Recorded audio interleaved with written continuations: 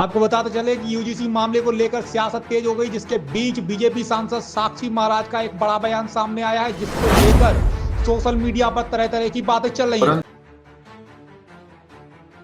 परंतु जो लोग यूजीसी का विरोध करते हैं, अगर इसे एससी और ओबीसी अपना विरोध मान ले तो यूजीसी के लोग इकट्ठे हो रहे हैं, समझ में आ रहा है जी। अगर ओबीसी और यूजी और एससी के इकट्ठे हो गए, तब अगर ये 90% इकट्ठे हो गए तो कोई एमएलए बनेगा, कोई एमपी बनेगा, कोई मुख्यमंत्री बनेगा, कोई प्रधानमंत्री बनेगा, फिर क्या होगा? इसलिए इस मामले को इतनी तूल नहीं देनी चाहिए जितना सवर्ण समाज दे रहा है। मोदी पर विश्वास करना चाहिए, योगी पर विश्वास करना चाहिए।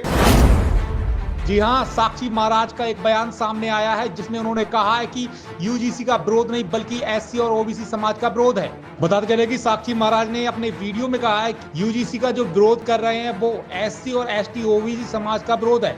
उन्होंने यह भी कहा कि इसे सवर्ण समाज के खिलाफ नहीं देखा जाना चाहिए और किसी भी वर्ग के विरोध की राजनीति से बचना चाहिए। बयान के बाद सोशल मीडिया पर लोग अपनी अपनी प्रतिक्रियाएं दे रहे हैं और फिलहाल इस बयान के बाद राजनीतिक दलों में चर्चाएं तेज हो गई हैं। देवादिदेव भगवान महादेव शिव और जगत जननी मां जगदम्बा के चरणों में नमन करता हूं। हमारे परम आदरणीय साक्षी महाराज जी को बहुत बहुत प्रणाम करता हूं, बहुत बहुत नमन करता हूं। मैं उनके लगातार वीडियो सुन रहा हूं। वो सवर्णों को उनकी औकात बताने में लगे हुए हैं। वो सवर्ण सांसदों को, विधायकों को धमका रहे हैं कि अगर ओबीसी ने और एसटी एसटी ने तुम्हें वोट नहीं दिया तो तुम्हारा क्या होगा।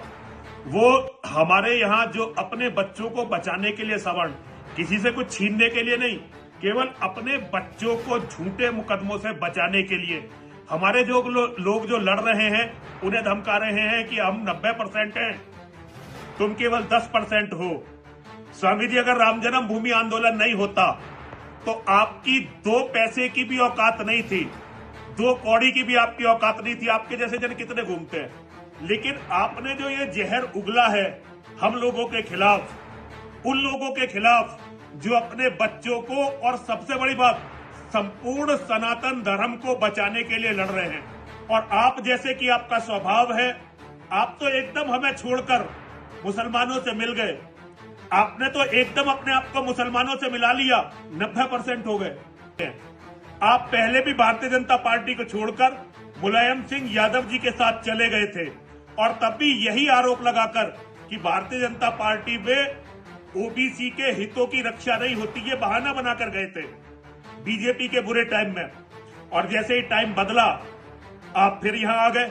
स्वामी जी, आपने बहुत बहुत बयान दिए मुसलमानों के खिलाफ और आज एक क्षण हमें नीचा दिखाने के लिए आप उनमें मिल गए। स्वामी जी, हमें तो ये लगा था कि समाजवादी पार्टी में आपका जाना आपकी गलती थी, आपको इस पर पश्चाताप होगा, लेकिन वास्तव में ये तो आपकी फितरत है। आप तुरंत मुसलमानों से मिल गए हमें मरवाने के लिए। स्वामी जी, खैर ये तो माओ जाने महादेव मामला कोर्ट में पहुंच गया है। जिस तरह से ये कोर्ट में गया है, मुझे कोर्ट पर विश्वास है। कोर्ट क्या करेगा, राष्ट्र के हित नहीं करेगा।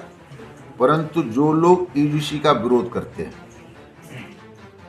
अगर इसे एससी और ओबीसी अपना विरोध मान ले तो यूजीसी के लोग इकट्ठे हो रहे हैं, समझ में आ रहा है जी।